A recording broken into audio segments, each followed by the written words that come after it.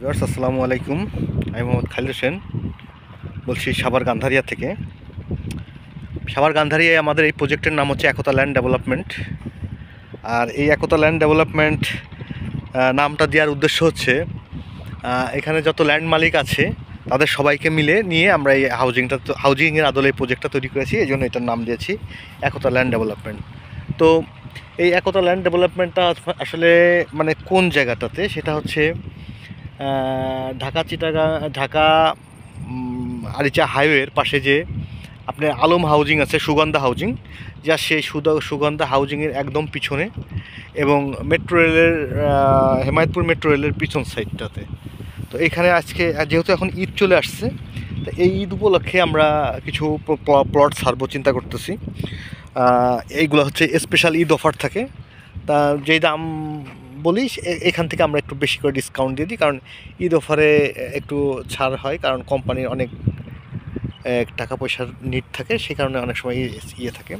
তা এই প্লটগুলোর ম্যাক্সিমাম প্লটগুলোই আমার এই প্রজেক্টের ম্যাক্সিমাম প্লটগুলো আমাদের 4% এবং উঁচু জমি এবং লাল মাটি। এখানে বাড়ি করতে গেলে আপনার করতে হয় না।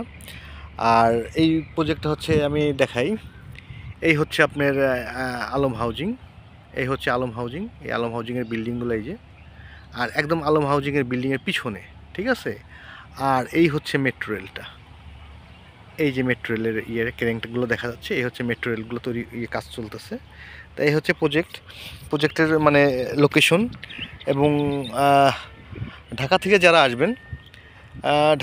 আসবেন তারা হচ্ছে সাভারের যে কোনো বাসে উঠে গাবতলী, আমিনবাজার, তারপরে বলিয়াপুর বাস স্ট্যান্ডে যাবেন। বলিয়াপুর বাস স্ট্যান্ডে নেমে যে কোনো অটোকে বললেই হবে যে আমি সাভার লেক সিটিতে যাব।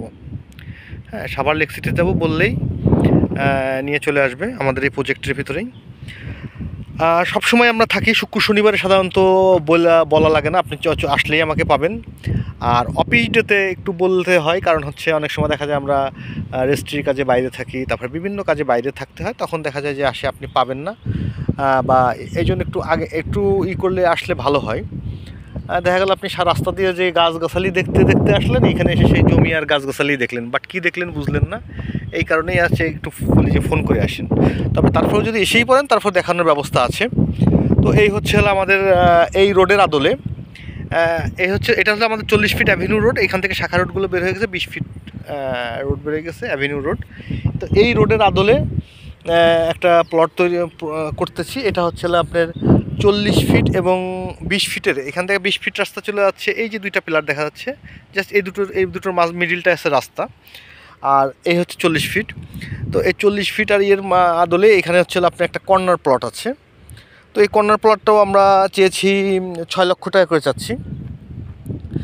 যেহেতু ঈদ স্পেশাল অফার দিয়েছি, এই প্লটগুলো আমরা হচ্ছে সাধারণত বায়না করলেই আমরা ঈদ দিয়ে ঘিরে দিই, কারণ হচ্ছে যেহেতু এই ল্যান্ড মালিকরাই আমাদের ল্যান্ড পার্টনার, তো তারা যেহেতু চাষাবাদ করে, তাই সেই জন্য আগে আমরা ঘিরি না। তো যখনই বায়না হয়ে যায় সঙ্গে সঙ্গে ঘিরে ফেলি।